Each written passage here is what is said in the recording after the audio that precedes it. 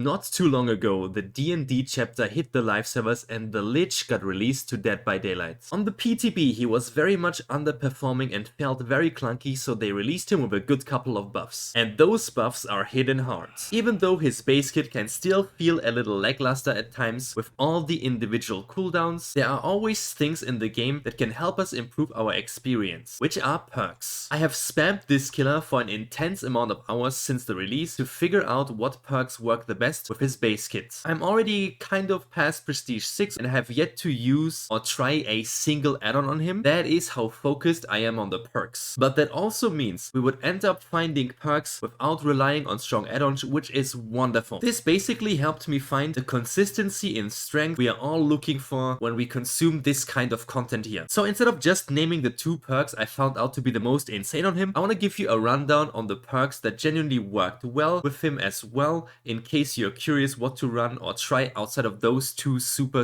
strong perks. First of all, when it comes to the start of the game, since our powers or abilities all start on a cooldown, we can't just zoom across the map like a hillbilly. We gotta make sure to have a good start. So I feel like Corrupt Intervention or Lethal Pursuer, so you know where to go, immediately feel nearly like a must-have on him. Even though I personally think they should just make a weaker version of Corrupt Intervention base kit already, because there are a couple of other killers that lack map presence early. When it comes to generator slowdown, any at all is never bad to have. But since he got some very good chase potential going on, I found passive slowdown, or in specific slowdown that doesn't require you to kick a generator, the most useful, which in particular would be Hex Ruin, mostly paired well with Hex Undying, Scourge Hook, Pain Resonance, and Deadlock. Stuff like Pop Goes the Weasel, Eruption, and Surge are still okay, but the luxury of not having to kick a generator and focus on managing your ability cooldowns is really strong. Also, every now and then it can happen that we get to down people with our power, which would be Flight of the Damned, so that would remove effective triggers of Surge, which makes it inconsistent. When it comes to overall perks, any form of tracking is never bad. Stuff like Barbecue and Chili or Thrilling Tremors. But you also have to keep in mind you have the Dispelling Sphere on a 38-second cooldown, which is roughly enough to get the same value as stuff like Thrilling Tremors, information-wise. So if you really want to min-max your kit, unique procs like Tinkerer might be better suited for you, because with stuff like Tinkerer, you will have reliable information that your kit would not be able to provide you at the moment. Now last but not least, and in my opinion the most important category, are chase perks for him. The 2 perks that make his base kit seem oppressive are both chase perks. And don't get me wrong, even his base kit chase ability is already very strong, and you are basically just complementing it in a way that you rob survivors of nearly any counterplay. Let's start with a very fun perk that also gives you an insane amount of chase pressure, which would be Coup de Grace. One of the general counters to Vecna's ability are RNG heavy, which are first of all Boots of the Interloper that give you speed buffs on every single use of Mage Hand, as well as second off stacked areas where you have multiple pallets or windows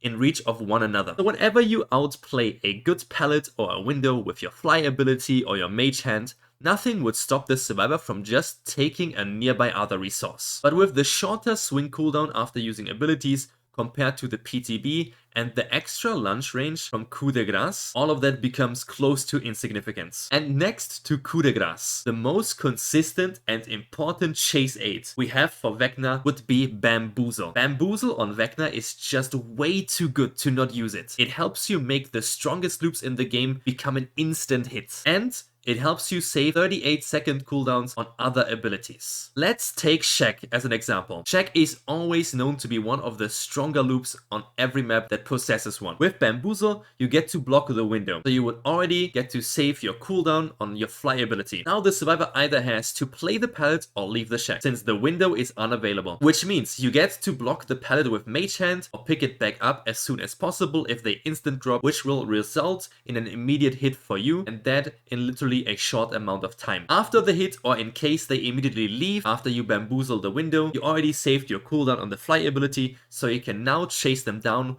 with just that ability for an eventual follow-up hit or initial hits. Since his strength is his chase and it's all about cooldown management and using your abilities at the right time and in the right moment, those perks will make it incredibly more comfortable and give you access to fast pressure. Next to those two perks that will make your chase incredibly oppressive, you also have more situational chase perks like Brutal Strength, Rapid Brutality, and Hex Blood Favor. If you think about Bamboozle and Coup as S-tier perks, think of those three as A-tier perks. They are mostly very fun and helpful, but also sometimes not of use at all, but overall never bad to have. One honorable mention when it comes to perks is going to Hex Plaything, as I didn't find much use on undetectable or oblivious perks at all for him, since his animations are all very loud and flashy and he's also pretty tall overall, but Plaything compared to everything else was doing fairly well, and it also activates passively just as you play the game. And as per usual, I can't leave you guys without some gameplay, so let's head into it. One of the first things that I always do is swap to the sphere till I find a survivor. I'm gonna set this right now over there. We got you right here, and we got two people here.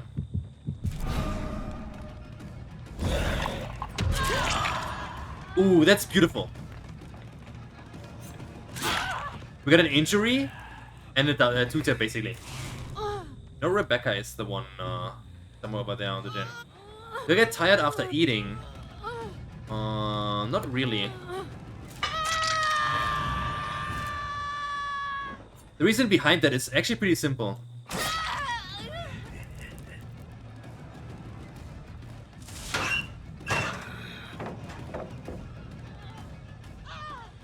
I don't eat often in the day.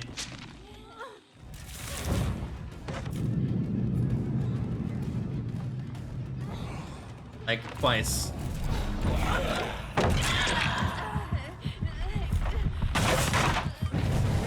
I basically eat dinner and then I eat dinner.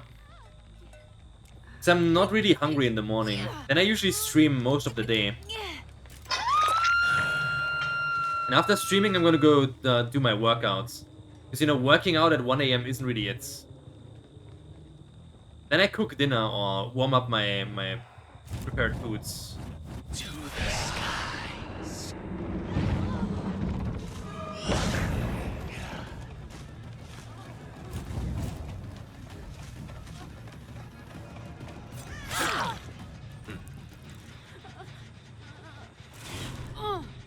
And then I eat a little snack or like bread or something before I go to sleep.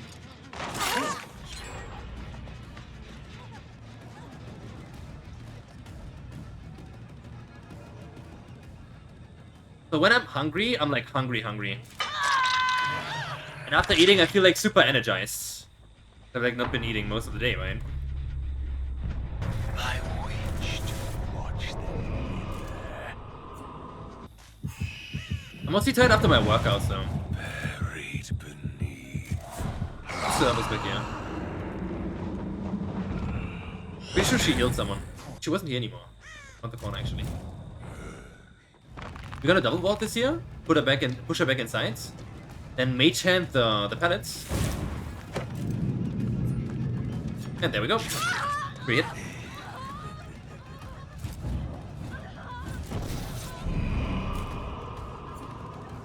Is that killer called the Unknown? It's like a super yeah, there is.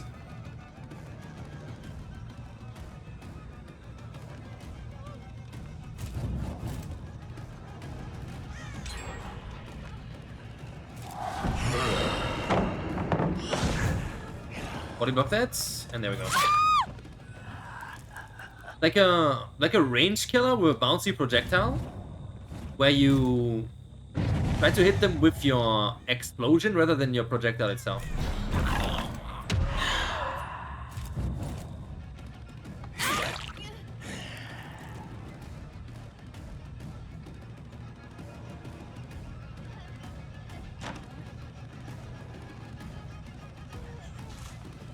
I like a fun killer, not really mine.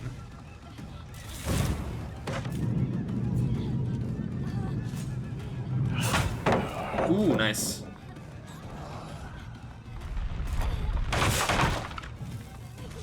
I think she has the mage hand item.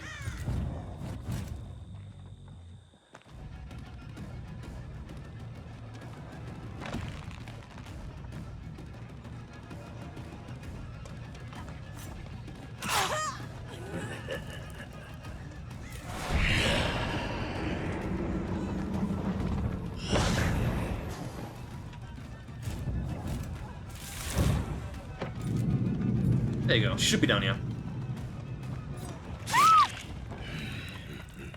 The Mage Hand enchantment makes you basically speedier whenever I cast Mage Hand.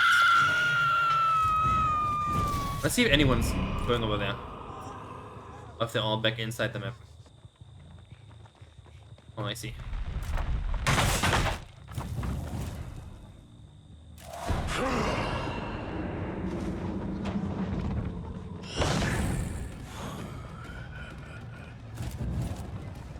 Oh, M1.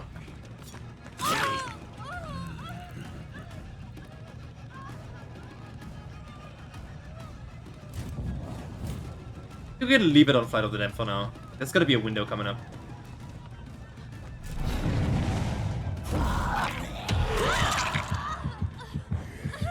So far, I feel like the plaything is kind of like Rapid Brutality.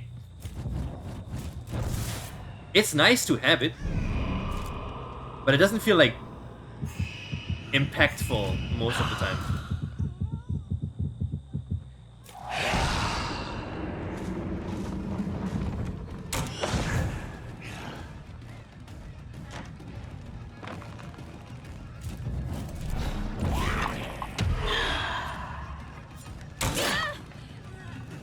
It's me, yeah.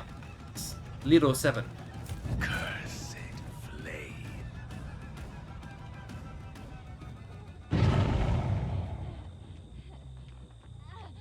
Nice. I was reading up my mage hand right there, just to make sure if she goes for the pallet vault here that I can pick up the pallet to cancel the vault animation. But sometimes if you feel like it works, it can work, you know? Double.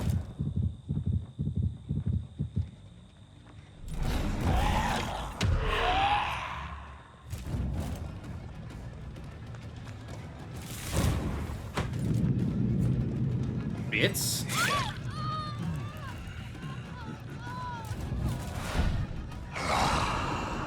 Oh, bad.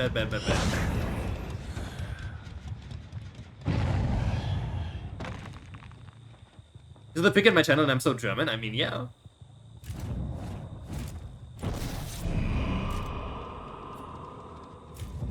The little camera lock when you send your power there is always a little bit, no, iffy. Not a fan.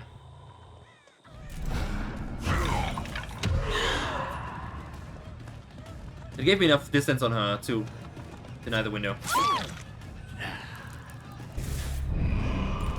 I definitely want to try to hit her with a ball here. Doesn't let me.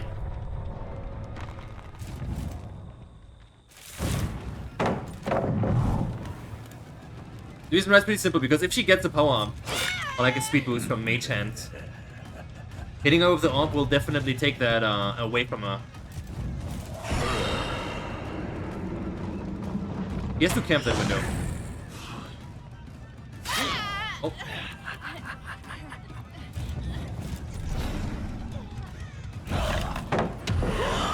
Nice.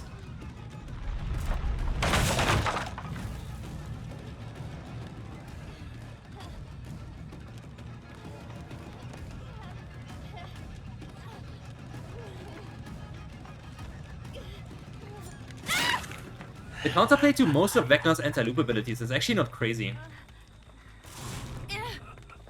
Have you seen, remember the play on Rebecca when I floated over the pallets? Or just with her, where I floated over the window with her? If you don't want to get body blocked like that, all you gotta do is you just stand in front of this window here and just don't vault it till my flight is over. Literally just camp it for a little bit. You wish you knew all of these strategies. To be fair... Oh. Do you have a key? Or did she just not want it?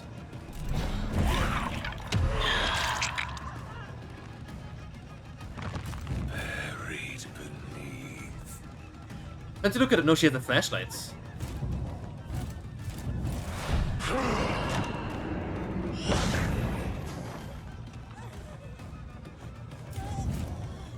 Come on.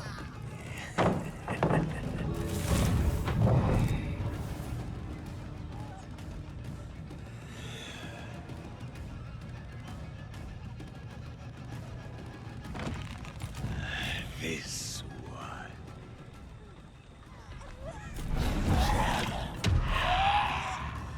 And down she goes. And now she got zoned back here. When she cut that corner, I just sent my skeletons here. Basically make her crouch or run into a direction where she doesn't want to be. That's a good kid. That's a good kid with those bugs. Funny enough, it's one of the first killers you could probably like consistently play without slowdown and still do well. On like newer releases. Which is pretty cool.